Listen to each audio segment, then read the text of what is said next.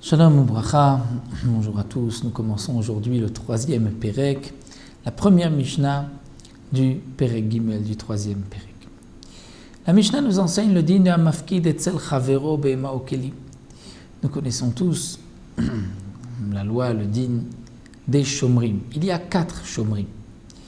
4 Shomrim que nous verrons par la suite dans notre Masechet, Baba Metzia, les fameux 4 gardiens. Il y a le Shomer Chinam. C'est-à-dire lorsque je laisse en dépôt un objet chez un ami et il garde gratuitement. Étant donné qu'il me rend service, il garde gratuitement, sa responsabilité vis-à-vis de l'objet est la plus petite, au minimum. Bien sûr, il devra faire attention de garder l'objet sans faire de pshia, c'est-à-dire sans négligence. Il ne pourra pas laisser l'objet et la porte de sa maison ouverte. Mais dans le cas où l'objet lui a été volé, où il l'a perdu alors qu'il n'y avait pas eu de négligence, dans ce cas-là, il est patour, il est dispensé de me rembourser. Mais à condition qu'il jure. Il doit jurer comme quoi l'objet ne se trouve pas chez lui et qu'il n'a pas négligé la surveillance de cet objet, que ce soit un objet ou une bête. Ça, c'est le din du Shomer Chinam. Donc, Shomer Chinam, le gardien gratuit, n'est responsable que d'une pshia s'il y a eu une négligence, sinon il est patour. Il y a le shomer sachar, c'est-à-dire celui qui a été payé pour garder la bête ou l'objet. C'est sûr qu'il est chayav, il doit me dédommager dans le cas où il y a eu une négligence de la garde de l'objet ou de la bête.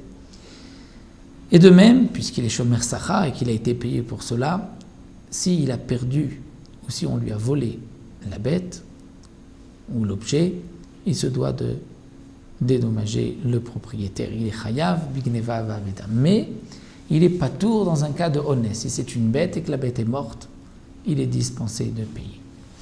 Le shoel, celui qui emprunte un objet, étant donné qu'il emprunte, il en profite et il ne paye rien, kolana shelo, sa responsabilité est au maximum. Donc il est chayav, bien sûr, s'il y a une négligence, une pshia, si on lui a volé ou s'il a perdu, il doit aussi payer. Mais même si la bête est morte, il y a eu un cas de honès, il est chayav, il doit payer. Sauf dans un seul cas, c'est meta mahmat melacha. C'est-à-dire si la bête est morte, mahmat melacha à cause du travail. Il a emprunté une bête pour labourer le champ. En labourant, la bête est morte, là il n'est pas tour, puisqu'il dit pourquoi je t'ai emprunté cette bête pour labourer, elle est morte en labourant, il n'est pas tour. Sinon, dans tous les cas, il est chayav. Et le dernier shomer, c'est le socher, celui qui loue, il est aussi shomer, responsable. Et sa responsabilité, c'est comme un shomer sachar, comme un gardien qui a été payé pour cela. D'après certains, c'est comme le shomer chinam. Nous verrons par la suite, c'est machlokot. La Mishnah nous enseigne donc, lorsque on laisse en dépôt une bête ou des ustensiles chez un ami. Et il s'agit d'un shomer chinam. Bien sûr, donc il est responsable de la garde de cet objet ou de cette bête. Et dans le cas où l'objet lui a été, ou la bête lui a été volée, il est patour. Mais il doit d'abord jurer. Nous l'avons vu déjà dans Masechet Baba Kama, lorsqu'un homme vole un objet et qu'ensuite on retrouve l'objet chez lui, il devra payer 2 fois le prix de l'objet au propriétaire. Et si c'est une bête qu'il a volée, il l'a ensuite vendue ou égorgée, il devra payer 4 ou 5 fois, dépensez le gros bétail 5 fois, le menu bétail 4 fois. Quel va être le din maintenant? Nous avons un shomer chinam, le gardien, qui garde gratuitement, je lui ai laissé une bête à garder. On lui a volé la bête, sans pshia, il n'a pas négligé la surveillance. Il y a eu une effraction et on lui a volé la bête. Il a donc la possibilité de jurer et il ne doit pas payer. Ou alors, il peut payer, ne pas jurer. S'il ne veut pas jurer, sortir un Sefer Torah, jurer sur le nom d'Akadosh Baruch Hu, il vaut mieux s'en abstenir. S'il préfère payer, il a aussi cette possibilité de payer et de ne pas jurer. Par la suite, on a retrouvé le voleur. Le voleur doit donc payer le kefel, 2 fois le prix de la bête ou de l'objet. À qui va-t-il payer le kefel? Au propriétaire de la bête ou au shomer qui a remboursé le prix de la bête.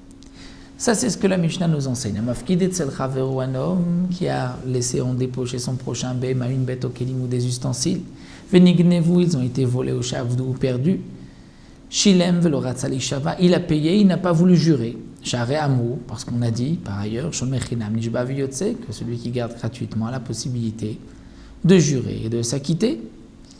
Il n'a pas voulu jurer, il a voulu payer. Nimtsa ganav, si on trouve le voleur, mais shalem tashlum kefel, il devra payer 2 fois le prix de la bête ou de l'objet.